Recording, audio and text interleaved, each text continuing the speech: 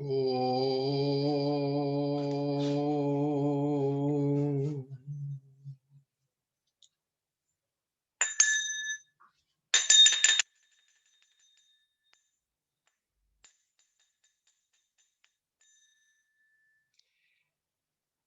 Jai Jai Nityananda Dvaita Gauranga. Jai Jai Nityananda Dvaita Gauranga. Nitai Gauranga. Nitai Gauranga, Nitai Gauranga, Nitai Gauranga, Nitai Gauranga, Nitai Gauranga. Jai Jai Nityananda Dvaita Gauranga. Jai Jai Nityananda Dvaita Gauranga. Jai Jai Jasodanandana Shachi Sutta Gaurachandra. Jai Jai Rahimi Nandana Balaram Nityananda. Jai Jai Maha Vishnuravata Sri Advaita Chandra. Jai Jai Gadadhara Siva Sadi Gaura Bhakta Vrinda. Jai Jai Khanda Vasi Narahari Murari Mukunda. Jai Jai Swarupa Rupa Sanatana Rai Ramananda. Jai Jai Uriya Gauriya Jata Gaura Bhakta Vrinda.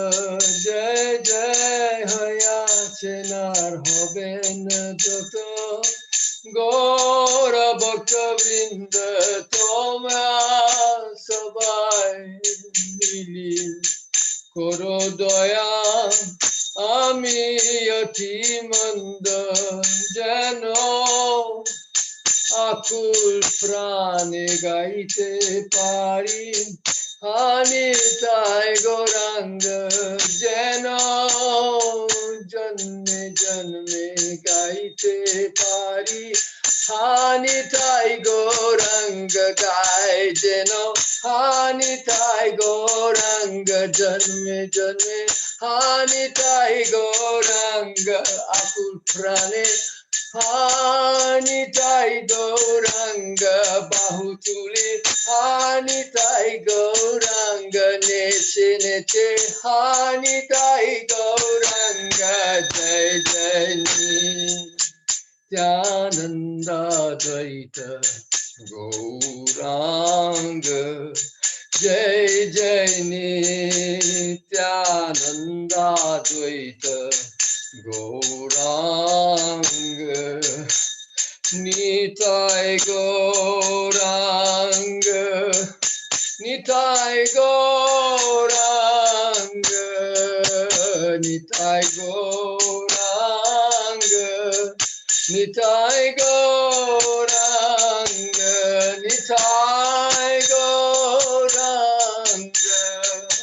Nitai Gauranga, Nitai Gauranga, Nitai Gauranga. Jai Jai Nityananda Dvaita Gauranga. Jai Jai Nityananda Dvaita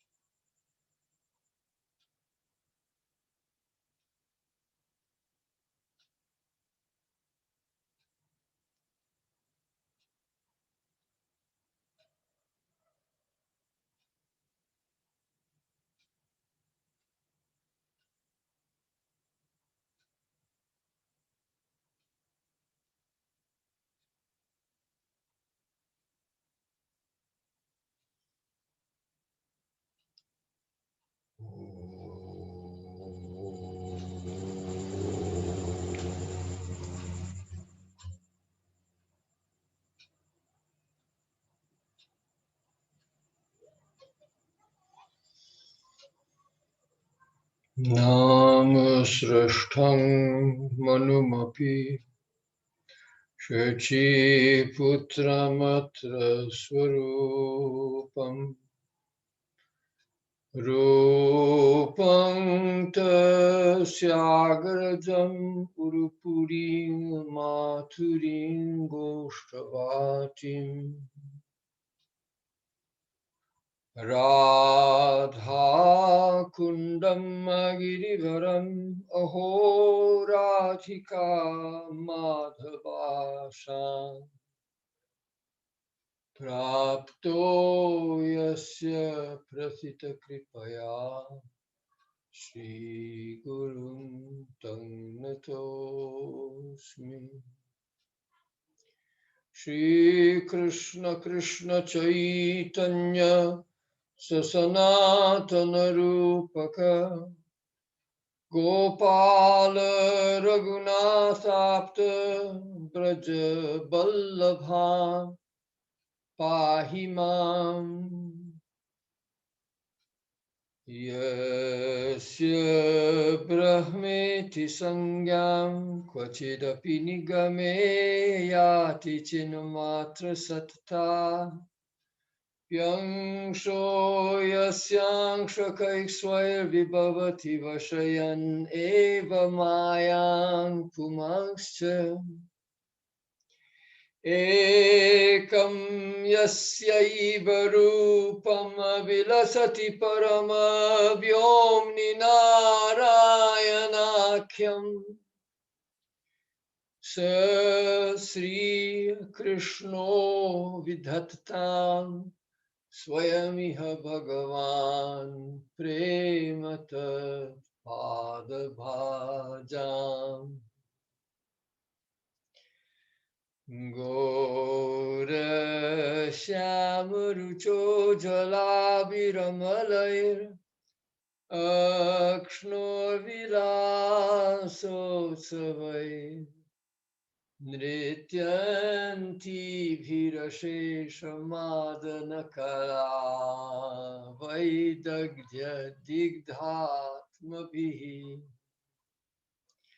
Anyonya Priyata Sudha Parimala Stomon Madabhi Sada Radha Madhava Madhuri Virabita Chittang Mama Kramyatam Guru Shastram Shraddha Ruchir Anugati Siddhiriti Me Yade tat tat sarvam charana kamalam rajatiyo kripa madhikena snapita nayanam bhoja yugalo sada radha krishna asharanagati tau mamagati Alibhih paripalitah prabalitah sanandamalokitah pratyashang sumanah palodaya vidho samodamamoditah Vrindaranya bhuvi prakasha madhura sarvatishai sriya Radha madhavayoh pramodayatu mam Ullasa kalpadrumaha Radha Madhavayoh Pramodayatu Mam Ullasa Kalpadrumah Imo Gauri Shamo Manasi viparito bahirapi Surat tat tat vastro iti buddha janaira nishchitamidam Sakopyacha prema Vikasadubhaya sfurti kataya Dadhanmurti bhavam Pritak apritakitya viradabhut Shri Rasam Ratulam Vibharti Nitaram Nityuddhabha Kirtayan Yasam Angri Rajo Nanama Harina Yaswena Tulyo Mataha Tasang Tatpriyata Sadhakaratanum Vishwakchakoraite Nena Nena Samasta Mahitam Vandamahe Radhikam Prema Yosau Radhika Krishna Yugmam Swanandena Plavayitva Sakischa Shashwat Vishwama Plavayana Suprasiddha Soyam buddhina samidham karotu Jayati Jayati Namananda Rupam Murare Viramita Nija Dharma Dhyana Puja Diyatnam Kasamapi Sakridatam Muktidam Praninam Yat Paramamamritamekam Jivanam Bhushanam Me Paramamamritamekam Jivanam Bhushanam Me Hare Krishna Krishna Krishna Hare Hare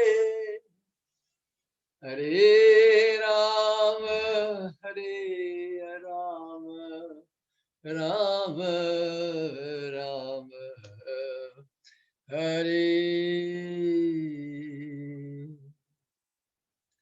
Hare. Well, ladies and gentlemen, greetings. We are going to do this. I'm now convinced that I will be successful in this effort to go through the Priti Sandarbha. And I'm doing it with the blessings of you. So even I've always said, I'm a person who has often experienced failure. Not enough to keep on trying. But by that I mean, of course, that you give a program and nobody comes. So, but I've already taken care of this problem because I have my Giriraj here, who is sitting and is my chief audience. And of course, he has unlimited expansions. So we are in the Priti Sandarbha, and we are talking about the different kinds of mukti. And now Jiva Goswami has come to the subject of Sayujya Mukti. So we all know that Sayujya Mukti is not so sought after by devotees. But Jiva Goswami discusses it to some extent nevertheless. And he has said some interesting things, and he will continue to say a few interesting things here. So what we left off yesterday was he was saying what was the nature of Sayujya Mukti. So he's already given, he said that there are no examples of anyone doing sadhana for Sayujya Mukti.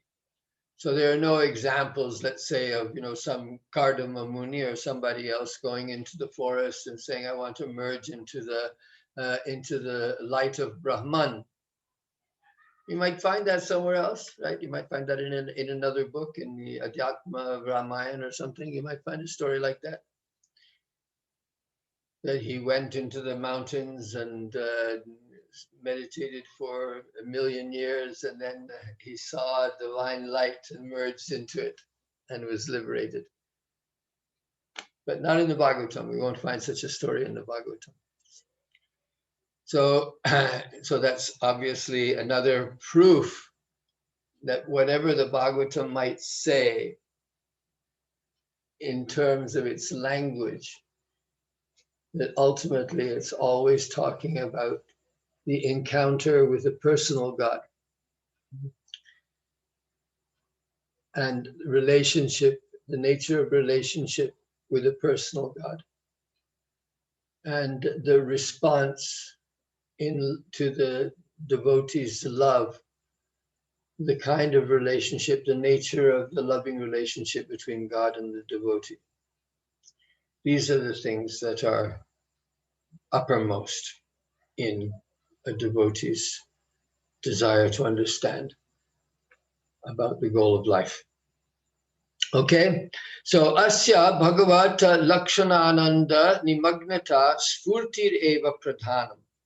Right, so this is the major feature of this Bhagavat Sayujya Mukti. So that, like we're saying, there are no examples are given. So Jiva Goswami says that we have to, if anybody's interested to know about it, they have to do that. They can understand what they need to understand about the process by observing what happened with Aghasura or with Shishupala when they were killed by Krishna. Then the Atma came out and waited there and then merged in with Krishna.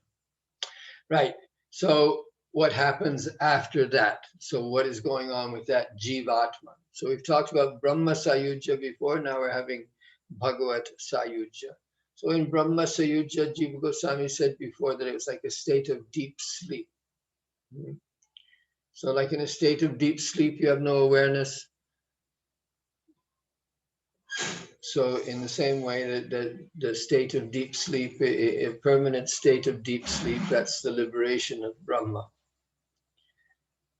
But here the liberation of Bhagavat Sayujya, Brahma Sayujya, Bhagavat Sayujya. So with Bhagavat Sayujya, what is it? The main thing is that you have a sfurti, you have a realization or an intense experience of being completely absorbed in the joy that Bhagavan himself feels. So it's like a kind of total identification with Bhagavan, whereby you experience the bliss that Bhagavan is experiencing.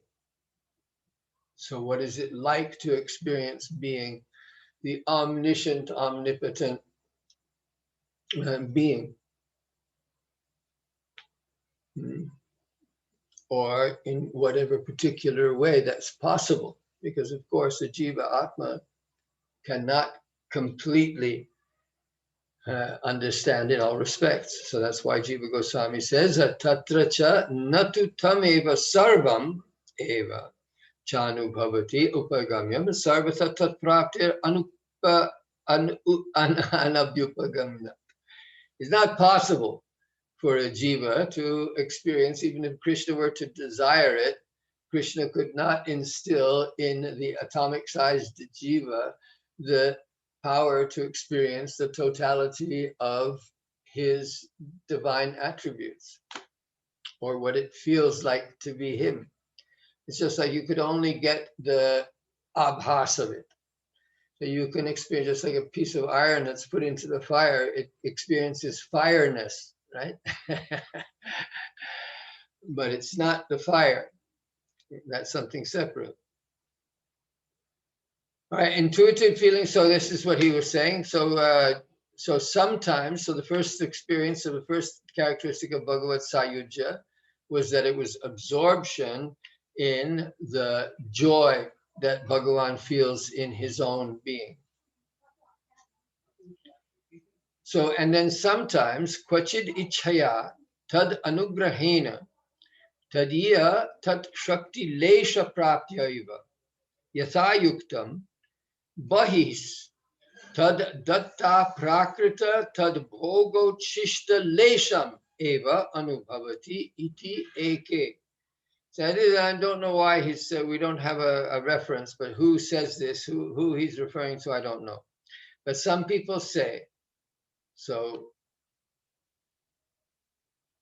some people say, who are these people who are saying it? I don't know, perhaps it's in a commentary somewhere, but I haven't come across it. So at any rate, Kvachit Ichhaya. So sometimes Krishna, by his own desire, Tad Anugrahena, well, Ichhaya, so he doesn't specify whose desire, but assumption is that it will be a desire that both of the jivas, well, it would be the desire of Bhagavan, I'm assuming. So in Tad Anugrahena, by his mercy, Tadiya Tad Shakti Lesha Praptyaiva, by obtaining even just a small amount of Krishna's relevant potencies.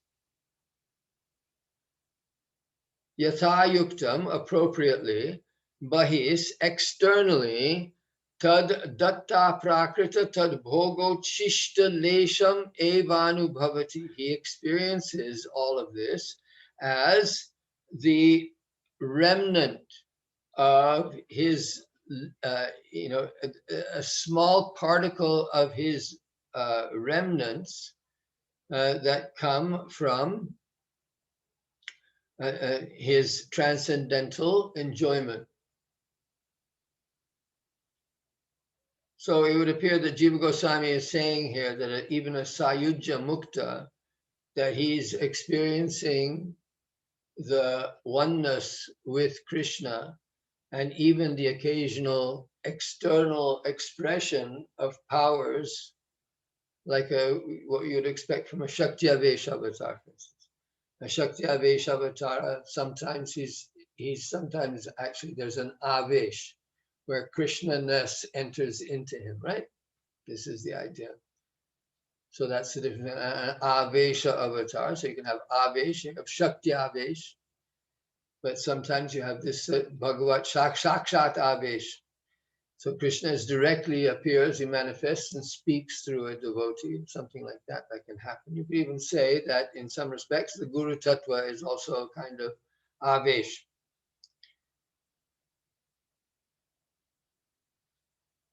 So at any rate, the person who's got this Sayujya Mukti, he identifies with Krishna, but he still experiences it in such a way that he recognizes that this is Krishna, I'm experiencing the remnant of Krishna's transcendental pleasure. So I'm experiencing, like him, one fragment of the infinite pleasure that Krishna has in his pastimes. And he is letting me relish that just like his prasad. What is Krishna's prasad? This is something that's worthy of consideration. We take Krishna's prasad. What are we doing when we take Krishna's prasad? We also say that prasad seva, it's a kind of service. But when, this says Bhaktivinoda Thakur in that one of his prasada songs, he says, A Shaka Krishna Aswadila. So he points out, he says that what I'm tasting here, this is what Krishna himself has been tasting. Okay? So what I'm tasting here this is what Krishna himself has been tasting. So that is the manner of experiencing prasad. Because what happens is that you become one with the object of love by sharing his experience. So I take the remnants of Krishna's prasad. So that Krishna's prasad, so what is Krishna's prasad? Krishna's prasad, he's been taking that prasad, that offering that was made to him, whatever it was, whoever had made the offering, whether it was Maya Shoda or Rohini or Radha or one of the other Sakhis who had prepared something for Krishna. So that was already, the food was already imbued with love. The food was already, a part of the love universe. And so Radharani, the food is offered to Krishna, and then Krishna, he accepts the love in that food. And when he eats the food, then he doesn't just taste the taste of the food, but he tastes the love also. As a matter of fact, the perfection in the taste is the fact that that taste has been improved, just like Shukadev improves the Bhagavatam by imbuing it with his realization. So Radha, when she cooks for Krishna, or any devotee when they cook for Krishna, if they imbue that offering with love, and even if they don't imbue the offering with love, just by going through the process of offering it. But of course, the goal is to become one with Krishna's experience. Because Sei Rasa Krishna Ashadilo. It was the taste, that's the same taste that Krishna had. Right? So the cook also knows the taste as he's cooking, He knows what he's aiming for as an artist. He knows what he's doing. He knows this is going to please Krishna. I will do it like this. I might do it a little bit different today. Give Krishna some special pleasure. Nevertheless, so this process of give and take from the devotee cook and Krishna, the receiver of the offering, and then Krishna bestowing the remnants of his offering back to the devotee. So just as the devotee imbued the offering with love, Krishna also imbues the prasad with his love. So that's bhakti. That's the process of bhakti. So when a devotee is experiencing in a sense, what Jiva Goswami is telling us here is that within this Sayujya also, it is Bhagavat Sayujya. There is some kind of bhakti that's there. Just like when we were reading yesterday also, right, about Kardama Muni. So at each particular step, there was Bhagavad Bhakti Yogena. When it came to Brahma Gyan, when it came to Paramatma realization, when it came to going to Bhagavad Dham, in each case, the word Bhakti Yoga, Bhagavad Bhakti Yoga was specified. So for this kind of Brahma Gyan, this kind of Sayujya Gyan, this kind of Mukti Gyan,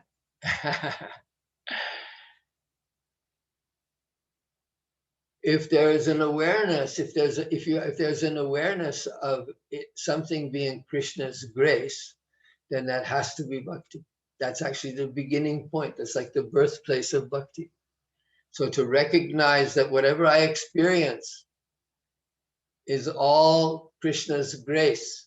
It's all Krishna's prasad, whether it's good, bad, or ugly. That's all Krishna's prasad. And as you go directly, as you become more fixed and meditate on the actual being of the divine person, and you begin to understand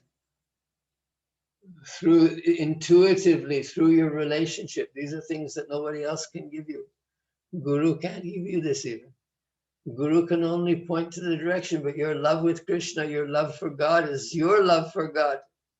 It's something that develops between you and Krishna.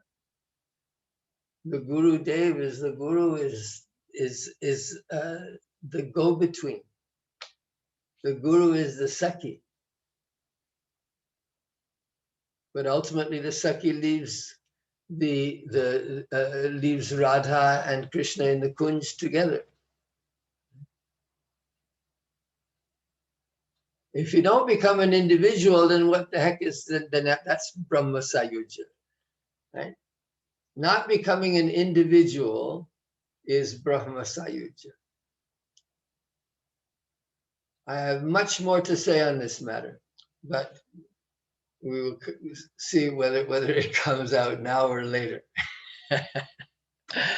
All right. So then the point was that Yathayuktam Bahis Tad Datta Aprakrita Tad Bhogo Chishta Lesha. So Krishna's transcendental pleasures, otherworldly pleasures, Goloka pleasures, pleasures that are not available to an ordinary person in this world. Guaranteed. So that Ochishta Lesha, you get just a little bit of prasad, just like, you get that 1 grain of Jagannath prasad that falls from the tray. Or like Raghunath Das washing the rotten rice that even the cows wouldn't eat. Okay, so only a little bit. That's the point. It's just a little bit, though. It's, that within Yatha Yuktam, here the words Yatha Yuktam. So Yatha Yuktam, as is appropriate. So as is appropriate, well, I mean, that's obviously leaving a little bit of leeway for imagination. But as is appropriate, meaning that the individual jiva, we already just saw above the Jagat Vyapara Varjam, that universal creation is not a part of what it's not on the jiva's agenda, even in Mukti state.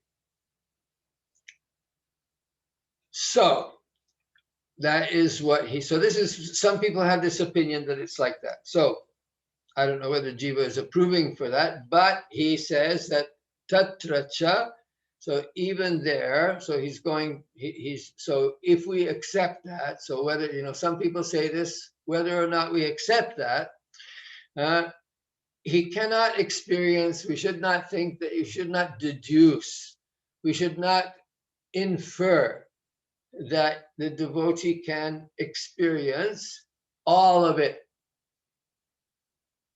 because that is impossible. Completely impossible. That's what he's saying. So that's not a big deal. We can all Jagat Vyapara Adi Nishedhen. Excuse me, that's where the Jagat Vyapara Varjam comes. The Jagat Vyapara Varjam is here. So I was remembering it from yesterday, and I thought that it was that. So we did this all yesterday. So now there's some quotations here. And he's going to make these quotations. So these are kind of good. Now, to be quite frank with you, I'm a little bit, we have a big problem that we don't have the Madhva's Bhashya, so I can't search through Madhva's Bhashya, but I'm pretty sure that these quotations come from Madhva's Bhashya. Because here he's quoting books that we don't know, and there are no reference. Nobody's been able to find them anywhere. So these are some indices that Madhvacharya's quotations and citations are, of dubious origin. Nevertheless, Jiva Goswami goes into this a bit in the beginning of Tattva Sandarbha. So one should be, that the problem of Madhvacharya's sources is something that's, that has dogged the Madhva Sampradaya since the time of, practically, since the time of Madhva. Because Madhva was very liked to debate, and the Shankarites were not afraid to debate him, and so some of those debates actually made it onto paper, and so we do know that some of the Shankaracharyas, they accused Madhva of fabricating his own sources. So they did not approve or accept any of the excuses of the Madhvaites, who claim, some of them, that Madhvacharya's library burnt to the ground. But we would expect in the best of worlds, we would expect occasionally Madhvacharya does quote known scriptures. He does quote from the from the body of work that Shankaracharya would have drawn upon. But at the same time, he has dozens and dozens of other sources that just always seem to fit perfectly to the point that he's making, right? Perfectly fit and adapts to the verse that he's quoting or the verse that he's commenting on. So that's my point. So Jiva Goswami says, I'm going to accept Madhvacharya's quotes where they're applicable, but I recognize the problem. That's what he says. So he does not often say, so here in this particular case, for instance, he doesn't say Madhvadrita. So quite often he says Madhvadrita, that it's a quotation from Madhva. Here he doesn't do that, but he doesn't always do it anyway. So it's my suspicion that that's where these come from, because I never seen them before nowhere else, right? That's one of the signs. And then it's from a book that nobody has ever seen. It has a kind of a name that would make you go scurrying to the Brihadaranyaka Upanishad, but it ain't there. So, I mean, this is a problem. This is a general kind of problem, because, of course, if I say this, what I just said, to a Madhvite, to someone who follows Madhvacharya, well,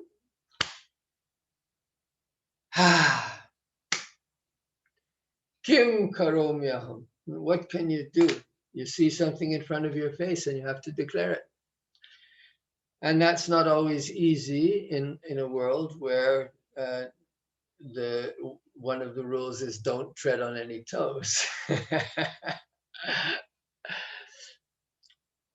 So if satyameva jayate, then we have to follow the path of satyam. Satyam param dhimahi. Satyasya satyam sharanam mamamastu. Okay, so let's just take Jiva Goswami has accepted these pramans coming from Madhvacharya or coming from some unknown source. So idam evoktam. So this verily has been said. Yadainang mukto nu pravishati modate cha kamangs cha evanubhavati. All right, so there it says, yada enam. So enam here would mean the supreme truth. It's not given in the neuter though, the atma, whatever. It's masculine, enam. So I don't know, I haven't got a context, so I can't tell you what's coming from, what the enam is referring to, but we assume it means the supreme truth. It means Bhagavan, Bhagavantam, Ishvaram, Paramatmanam.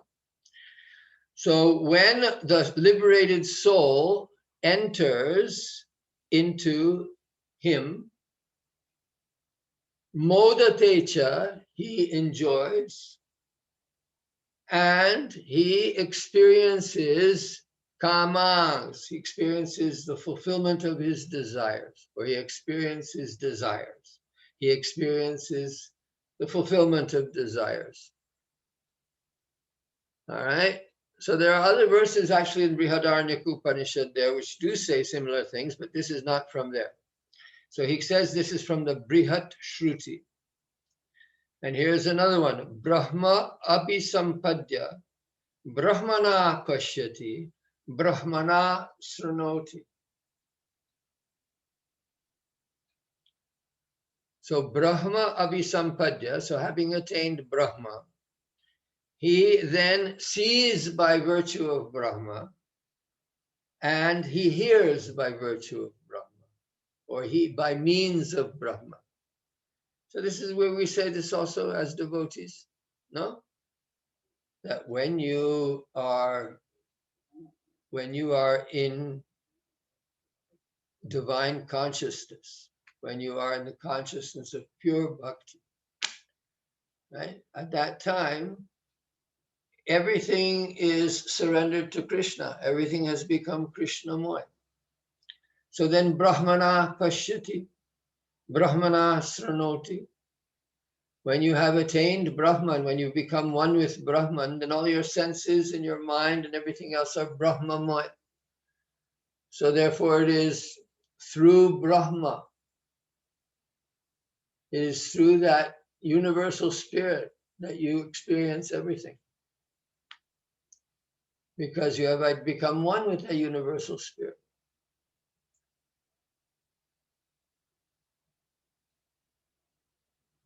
And there's a last quotation here. So that one he says comes from the Madhyandinayana Shruto, Madhyanindayana. So Madhyanindayana, that's a particular branch of you know, I forget now which of the Vedas.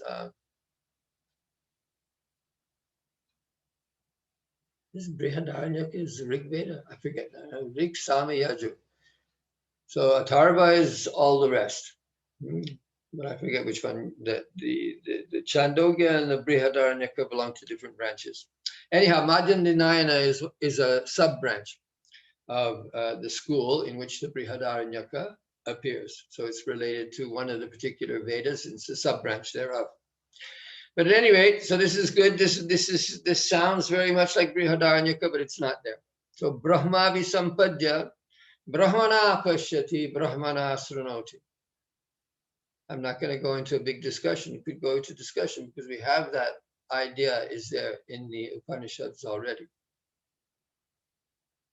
As if you identify with the body, then it's the body that's doing, then it's something separate from yourself through which you are doing your perceiving.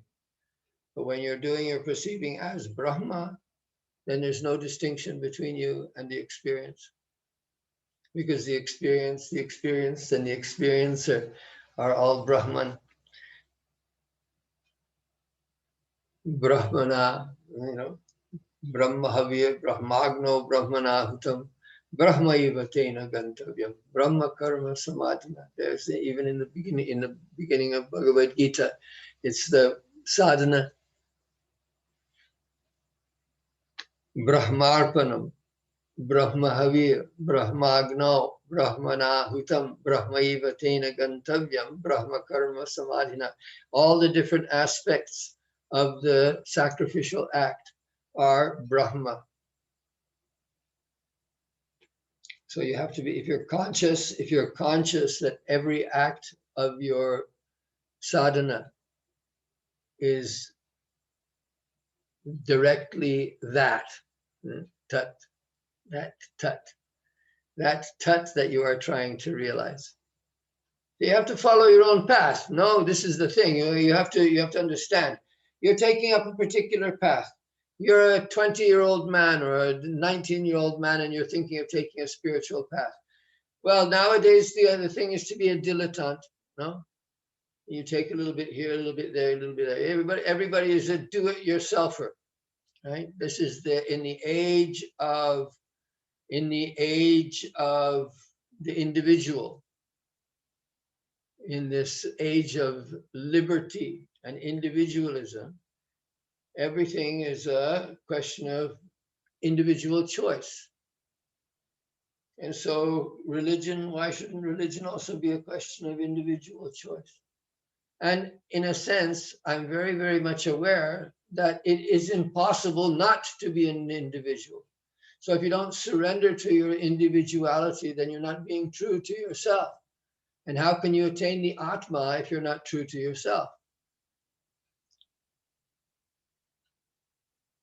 So this means that we're all hybrid creatures, and no matter how much we try to fit ourselves into a perfect mold of following, of obedience, and of conformity, it can never be done without killing the soul. That's why it's Atma Ghati. It's one of the ways that you kill yourself spiritually. And of course, that's the way of the, but there are other ways, other weaknesses, other sins that cover the intelligence.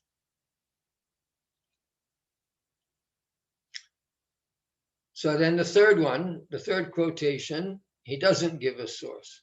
He says, Adatte harihastena. So I don't know where this comes from. We couldn't find the source of this either.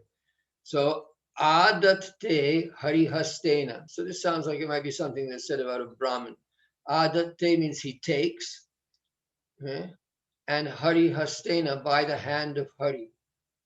So, you know, sometimes it's said of the Brahmanas that they are the mouths of Hari.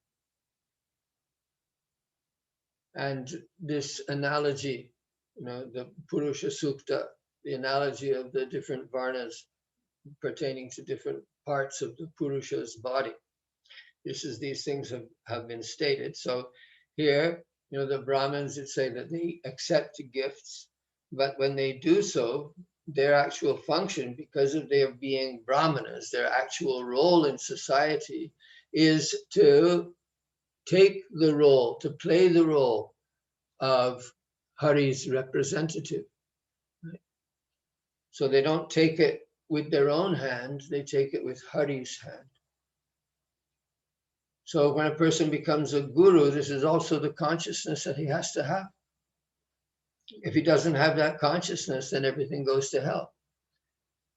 Now, of course, there's two ways of having that kind of consciousness. One is the kind of pure ego, where you think I am Brahman and so on. And you think I am Guru Tattva. And you identify with that. Or you can identify, I am the servant of the servant of the servant. So here, Adatte harihastena. So this is also being stated. Now, so I don't know what the context of that quote is, but I'm surmising that what I just said is actually the source, the actual source context. So all of these statements, so ityadikam api. So really I should put a comma here also, because that is, Lord.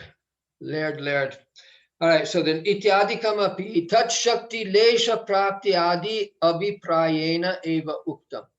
So this is all being said with the intention, abhiprayena. What intention? That it's tat shakti lesha prapti adi. That all of these things are all to be understood as saying that he gets only a lesha mat. All these things, none of these things are saying that he's getting the whole thing. He doesn't become Ishvara. He can never become Ishvara. You may have a Sayujya identification with Ishvara. And by God's grace, you might be granted some of the joys that come from being identified with Bhagavan. So it is not outside the realm of possibility, but I would say it is somewhat fraught with danger. So the Brihad Shruti also says when the liberated person enters into Bhagavan, he feels joy and experiences pleasures. The Madhyandinayana Shruti says attaining the absolute, he sees through the absolute, hears through the absolute. And also statements such as he accepts through the hand of Bhagavan Hari are spoken only with the intention of showing that a liberated person achieves just a small fraction of Bhagavan's power.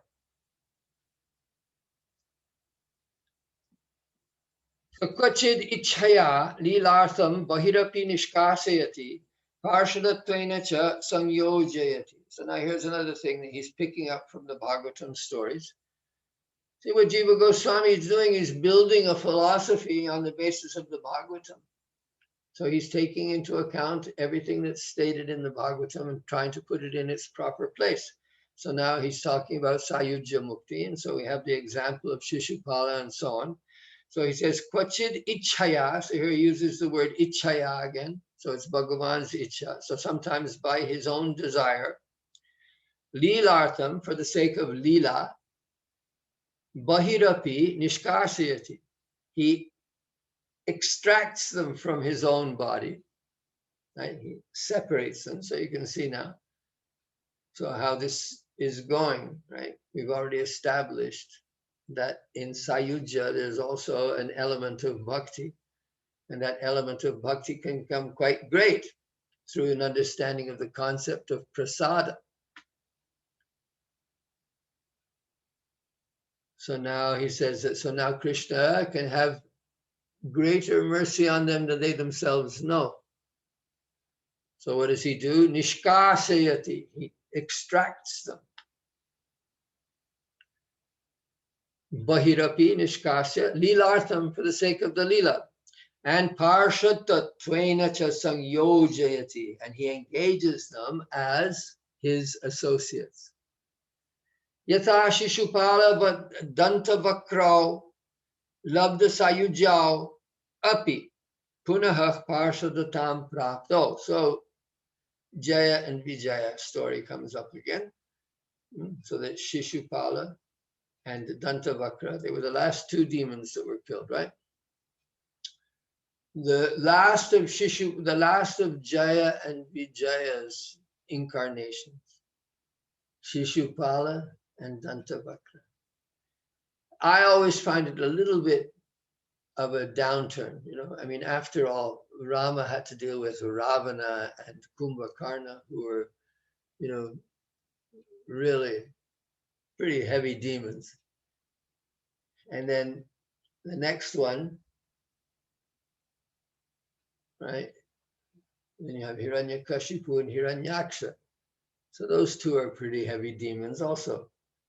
Now Shishupala is a pretty nasty character, Dantavakra, but they're not, you know, well, Shishupala takes quite a bit of space, I think, more space in the Mahabharata. There's a lot about Shishupala in the Mahabharata. So, you know, you have to remember that the Srimad Bhagavatam is written expecting everybody to kind of be based very deeply in Mahabharata, to know the Mahabharata very well. If you don't know the Mahabharata very well, and I confess that Mahabharata is not my strongest suit, but if you don't know the Mahabharata very well, then the Bhagavatam will be, will be limited in what it communicates, because he's building. Right? The Srimad Bhagavatam builds on the Mahabharata, on the Harivangsha, on the Vishnu Purana. So what does he say? So that Shishupala and Dantavakra, they both, after attaining Sayujya, they again became associates of, they became Jaya and Vijaya again, they became associates again. So that was, so they had that. So here again, we have an instance where there is Sayujya, or, somehow or another, this, let's say, a lesser glorified aspect of Mukti, which to some extent Jiva Goswami is redeeming here. That even after attaining Sayujya, they once again became Parshadas. So like that becoming, that going through the stage of Brahma Sayujya, or going through the stage of Bhagavat Sayujya, going through that stage of oneness, right? This is the thing, this idea of oneness. So in Brahma Sayujya, the idea of oneness is absolute, and it is without content. It is just oneness. But then later on, love is also a kind of oneness. So as from that oneness of Brahma Jnana, the goal is to grow in love through experiencing the relationships of love. So, but the Brahma Jnana, the equanimity and all these other qualities that are so vaunted in the Shastras, that are all associated with Brahma Jnana, with Mukta, with the Mukta Purusha, the characteristics of the Mukta Purusha, his equanimity, just like we were seeing. Samadrik. It was Samadrik, Swadrik, what else was there? You know, all these qualities. Yeah, so it was Nirahankara, Nirmama, Nirdvandva, Samadrik, Swadrik. Those are all the qualities that were talked about with Kardama Muni when he was at his level of Brahma realization. So those things are part of the Shastra. There's something that there's something in those qualities that are prerequisite. We're going to talk about that later also when we talk about, what the relationship of Sattva Gun and Vishuddha Sattva and their relationship to Rasa and so on. Right. So now here he's giving a quote to support this idea of Shishupala and Dantavakra getting partial. So this comes at the end of the famous chapter, first chapter of the 7th canto. This chapter, first canto, the Bhagavatam is really an amazing book in some ways. I mean, in many ways. But how it was constructed. In the beginning of the 7th canto, you see, Madan Mohan Das Ji, who sometimes listens to my classes also, he said one thing very nice. He said that the Bhagavatam, if you understand the Bhagavatam, if you base your understanding of the entirety of the Bhagavatam on the basis of what's going on with Jaya and Vijaya, the Jaya and Vijaya story is kind of a thread that passes through the whole Bhagavatam. So here at the beginning of, so we've had in the 3rd canto, we had the cursing of Jaya and Vijaya. And we've had Hiranyaksha, so the first of the demons is gone. But Hiranyakashipu is the next on the list. So here in the beginning of the 7th chapter, and Narada, Yudhishthira, they engage in a conversation. So this conversation is taking place where? So we're taking place at the Rajasuya sacrifice, and it's taking place right after Shishupala has been killed. So Yudhishthira is asking questions of Narada to please explain that Leela, which isn't going to be talked about until the 10th canto, quite a distance away. So there's some important principle here that has to, come into the story at this point in understanding what is the Bhagavatam all about.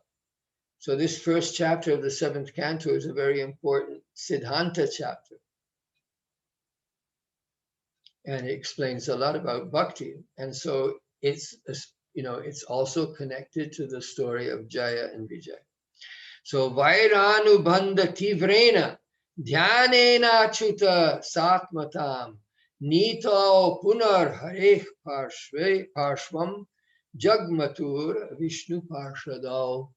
And so Vairānubandha Tivrena, so by intense enmity towards Krishna. Dhyanena.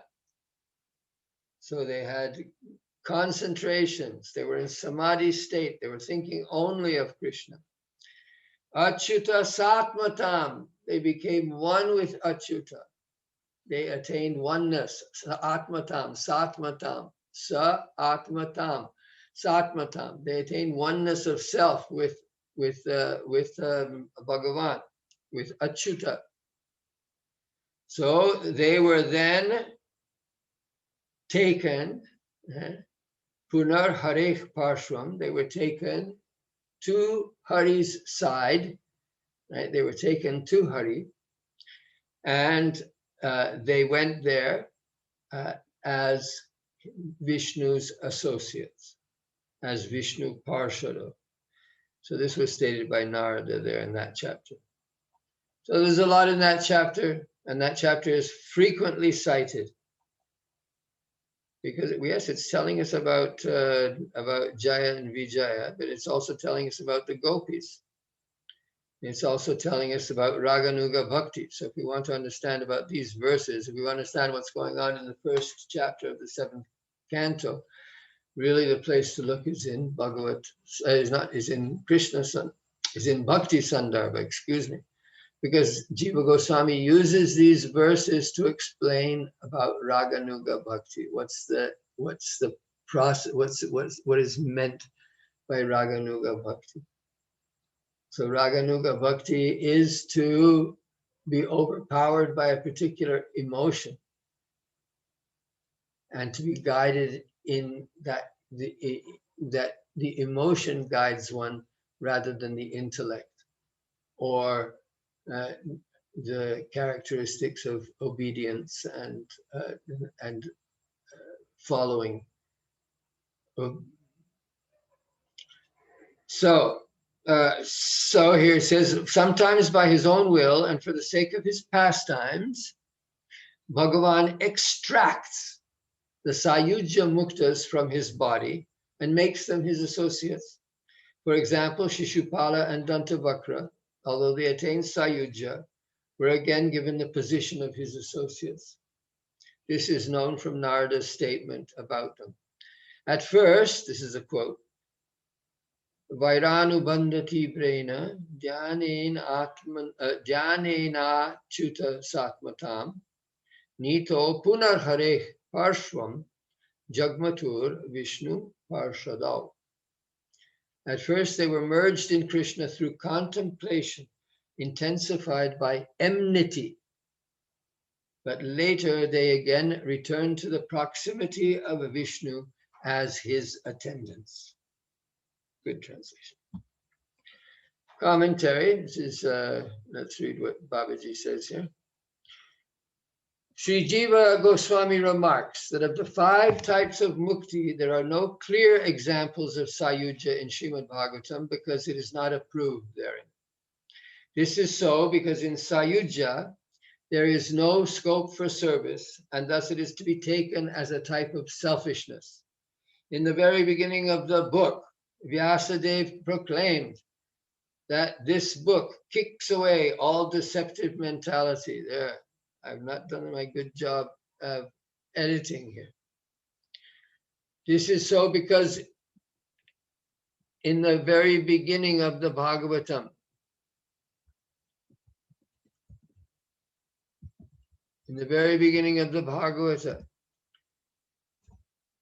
Vyasa proclaims that this book kicks away all deceptive mentality,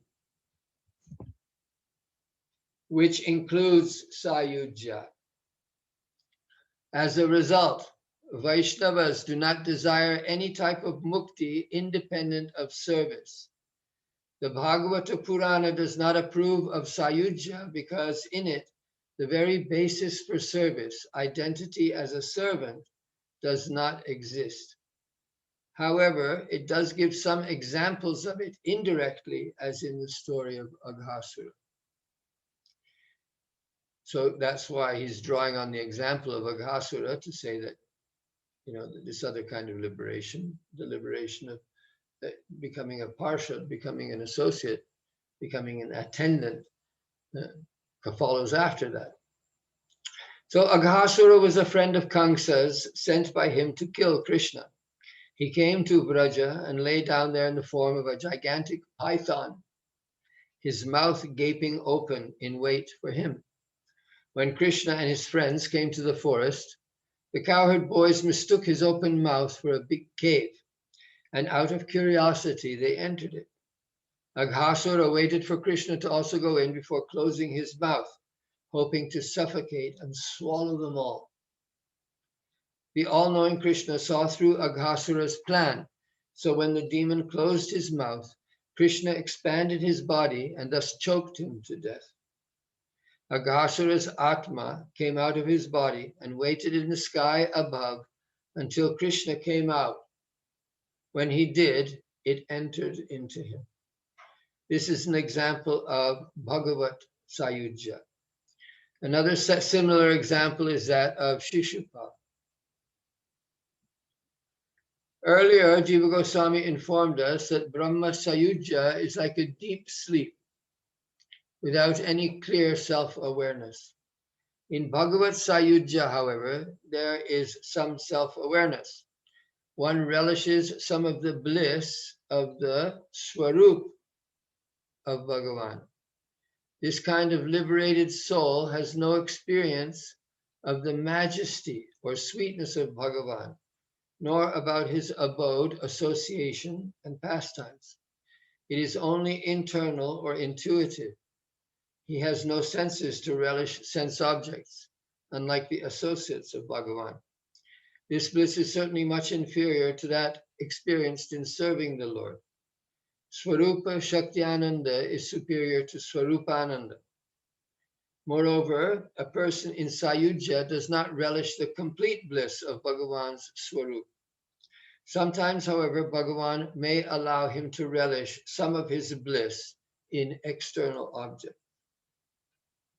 Though an Atma has inherent agency and enjoyership, and it would be expected that in Bhagavat Sayujya these would get united with those of Bhagavan, such is not the case. A jiva remains always limited in these matters. Vaishnavas certainly have no inclination for Sayujya. Well, I'm a bit interested by the more or less, there are the positive aspects. After all, you can't expect that Bhagavat Sayujya would not be an interesting experience. So you want to go along for the ride with Bhagavan, see what it's like. And so Krishna is kind. He'll make that just a phase, and he'll promote you, so you can be promoted from there. Let's hope we are all promoted. Nevertheless, it is a Krishna consciousness, right? It becomes an awareness, like I was explaining before. It becomes an empathetic awareness.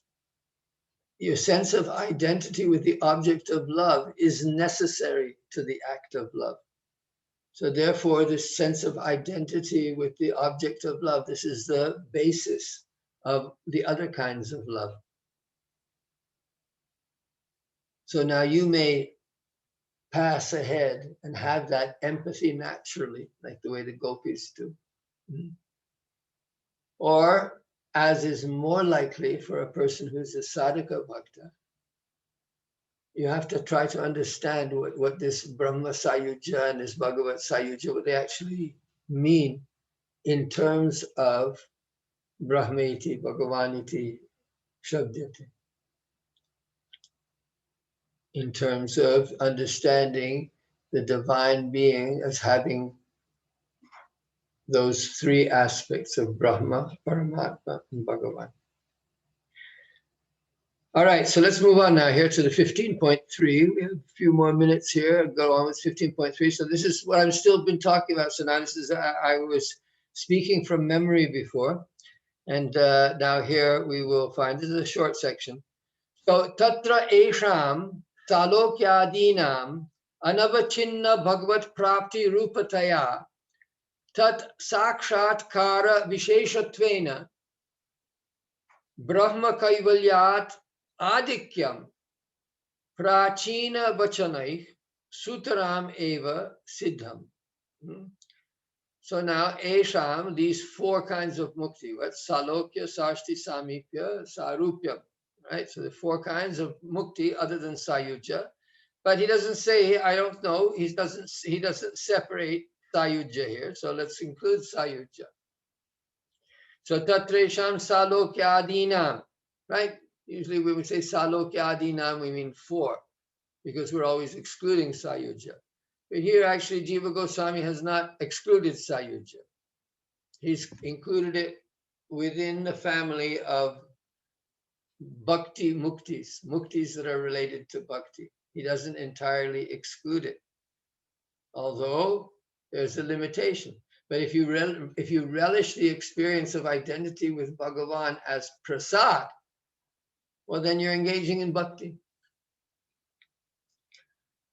So, Salokyadinam Anavachinna Bhagavat Prapti Rupataya. So the first good quality from that is that you have unbroken connection with Bhagavan. You have an unbroken attainment of Bhagavan. You are 24 hours a day conscious, connected to Bhagavan. Not just connected, but you have attained Bhagavan. You may not know it even, but you've attained Bhagavan. And you'll be conscious, well, it's conscious, Salokya Adina. If you're living in Vrindavan with Krishna as a cowherd boy, well, even if you forget Krishna, you don't forget Krishna. So you always have him.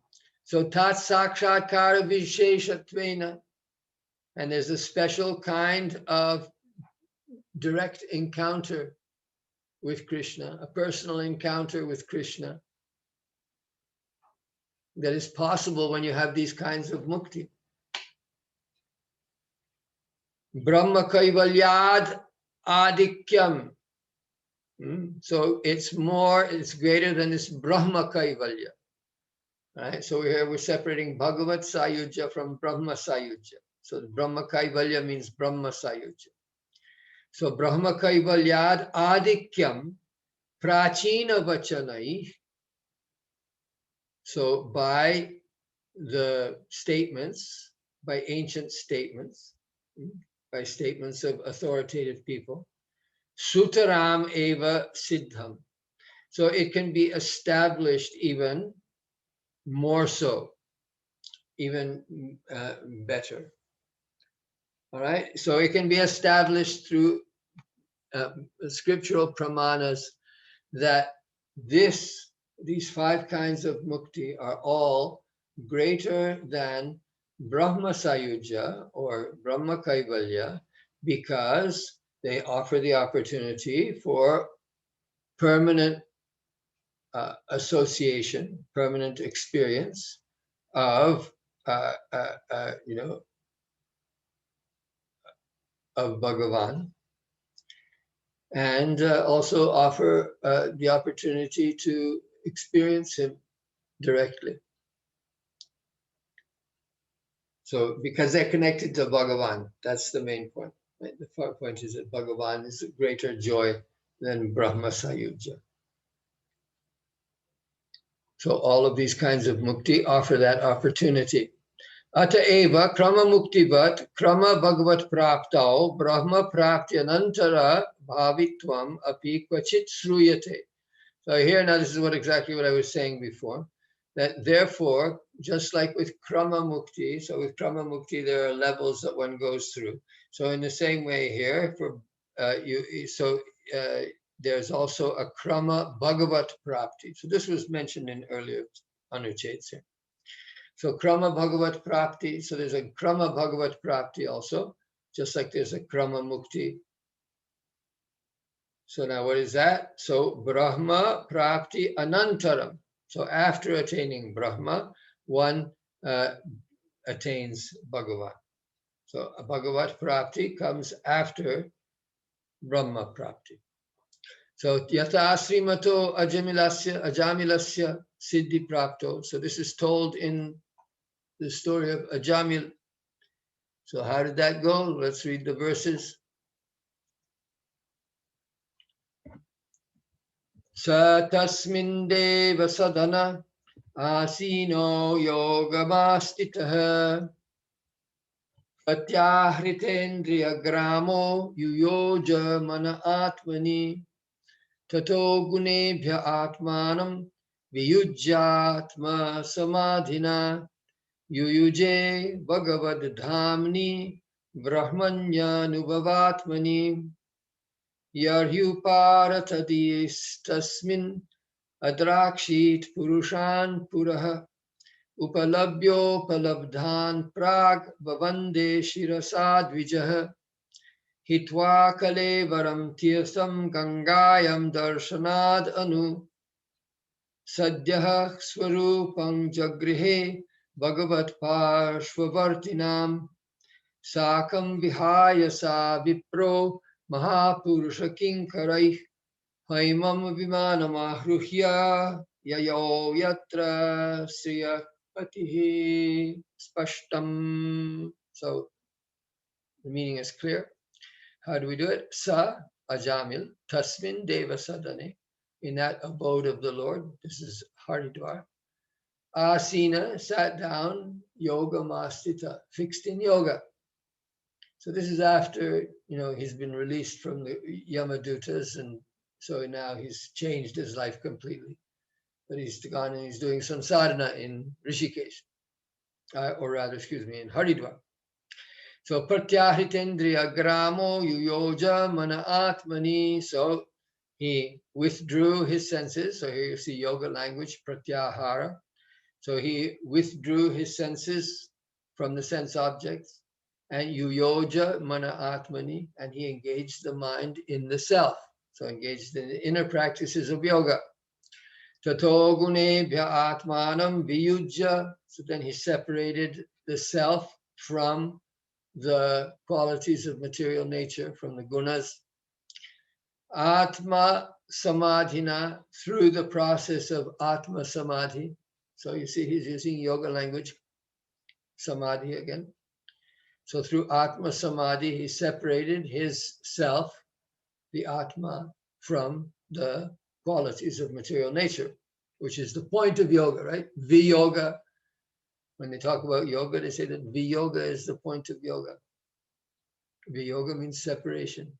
To separate yourself from the gunas. That is the meaning of yoga. Well, my friends, I'm going to try to keep strict to the time. So we'll come back and look at these verses about Ajamil tomorrow. And right now we will go back and we'll do Kirtan. So I'm going to do, so the process is now I'm starting the class 15 minutes early. So I'm starting it early so I can do Kirtan and I can do the Mangalacharana, and I'll still have a full class. So people, if you're listening on videotape, if you're listening on YouTube, then you might just want to skip the first 15 minutes. But I advise you not to skip the first 15 minutes, because if you listen to the first two tapes I made about the Mangalacharana, then you'll know why I say that. We sandwich Harikatha between a slice of Nityananda Gaur Lila and a slice of Radha and Krishna Lila.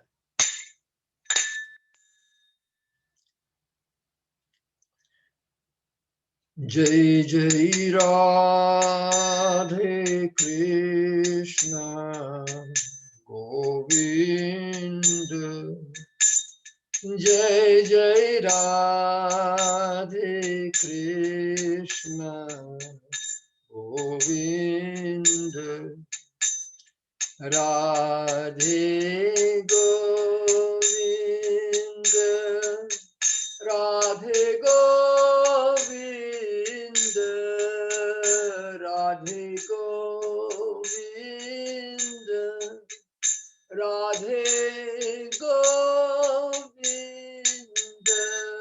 Jai Jai Radhe Krishna Govinda, Jai Jai Radhe Krishna Govinda, Jai Jai Shyam Sundar Madana Mohan Vrindavana Chandra, Jai Jai Radha Raman Ras Bihari Shri Gokulananda, Jai Jai Radha Kanta Radha Vinod Shri Radha Govinda, Jai Jai Raseshwari Vinodini Bhanukula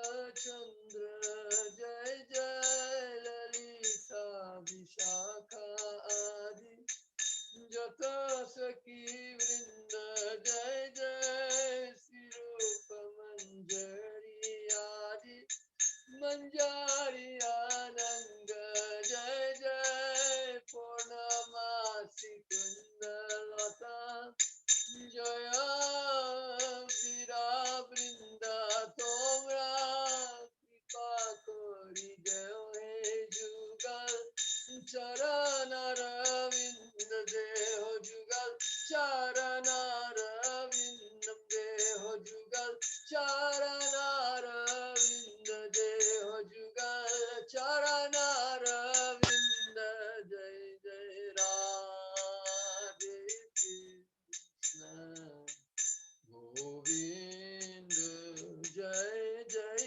Radhe Krishna Govinda, Radhe Govinda.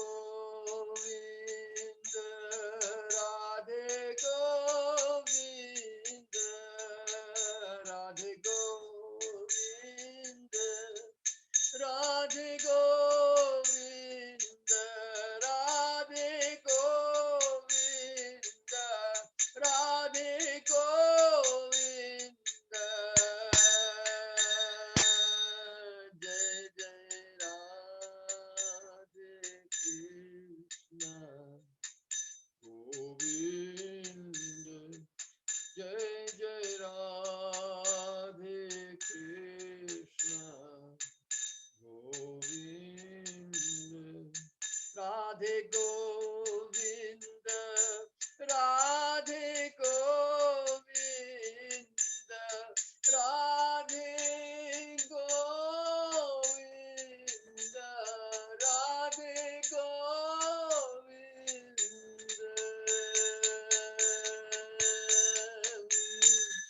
Jai Jai Radhe Krishna Govinda, Jai Jai Radhe Krishna Govinda.